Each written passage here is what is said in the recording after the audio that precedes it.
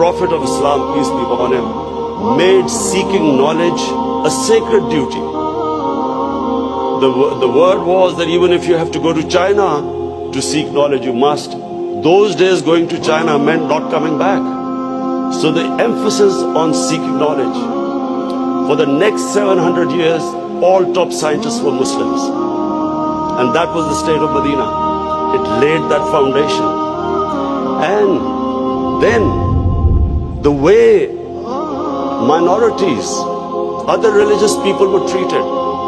The Prophet signed famous, the Misaq-e-Medina. There's still a letter in St. Catherine's Church which was signed with the Christians that your places of worship will be, till the end of time, they will be protected by Muslims. Secondly, that no forcible conversions would be in Islam. Thirdly,